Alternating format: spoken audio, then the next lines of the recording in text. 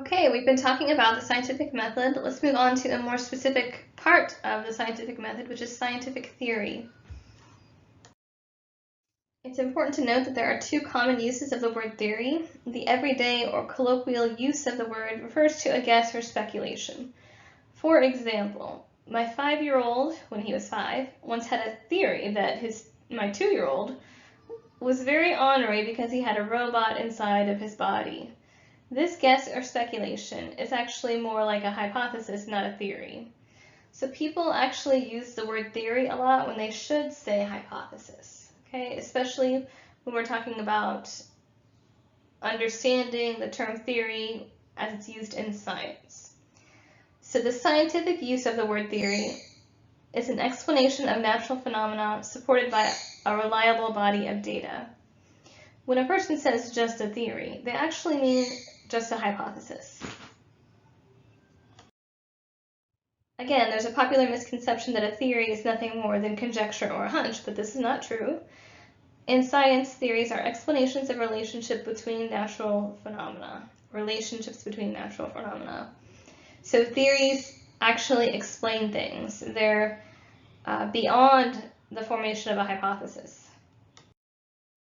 So let's review those formal steps in the scientific method I mentioned earlier.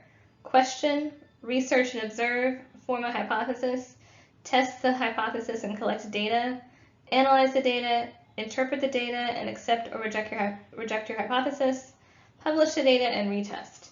Once a hypothesis is accepted many times and is supported by a statistically reliable body of data, which is a lot of data, scientists can continue by developing theories and laws.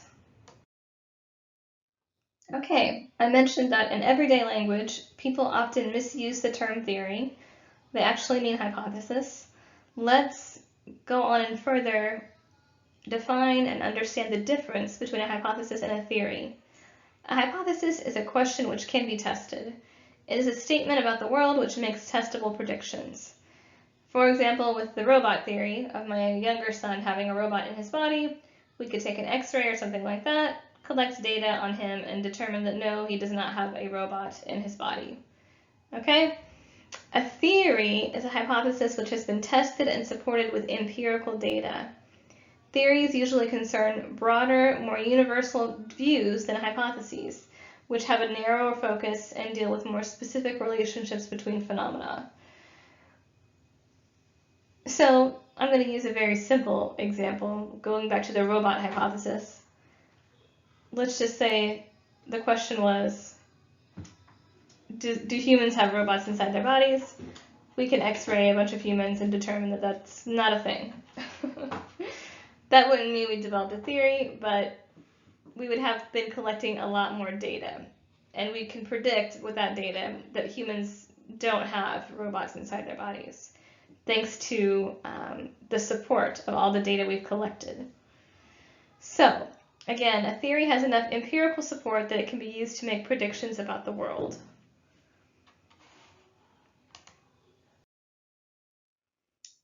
So, theories and laws, we're kind of on the same level when we look at the old traditional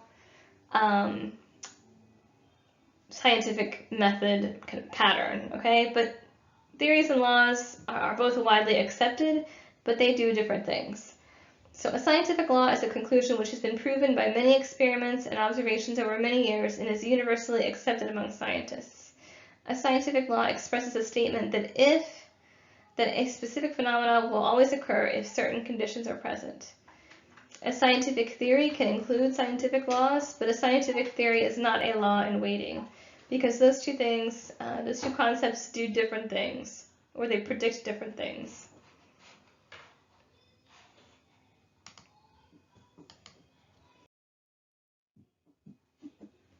So let's continue.